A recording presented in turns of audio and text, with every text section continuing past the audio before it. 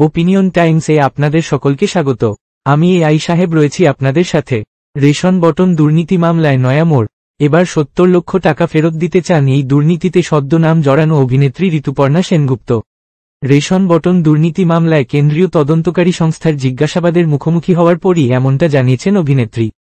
দাবি ইডি সূত্রে, রাজ্যের প্রাক্তন খাদ্যমন্ত্রী জ্যোতিপ্রিয় মল্লিকের পর সম্প্রতি রেশন দুর্নীতিকাণ্ডে নাম জড়িয়েছে ঋতুপর্ণা সেনগুপ্তর। ভোটের মধ্যেই জাতীয় পুরস্কারপ্রাপ্ত টলিউড অভিনেত্রী ঋতুপর্ণাকে রেশন মামলায় প্রথম তলব করেছিল ইডি। যদিও সেই তলবে সাড়া দেননি ঋতুপর্ণা, তবে দ্বিতীয়বার তলব করায় ইডির মুখোমুখি হয়েছিলেন ঋতুপর্ণা। গত জুন মাসে সিজিও কমপ্লেক্সে হাজিরা দিয়েছেন তিনি। প্রায় 5 ঘণ্টা জিজ্ঞাসাবাদ করা হয় অভিনেত্রীকে।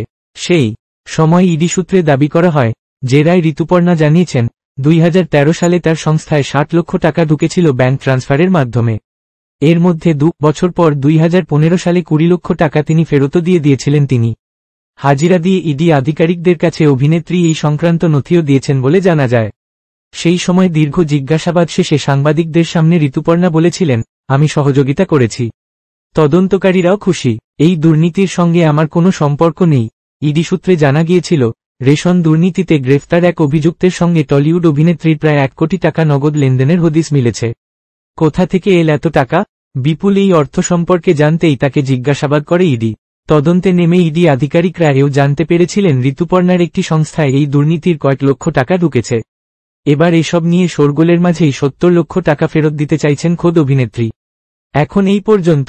নজর রাখুন, সঙ্গে থাকুন ওপিনিয়ন টাইমস।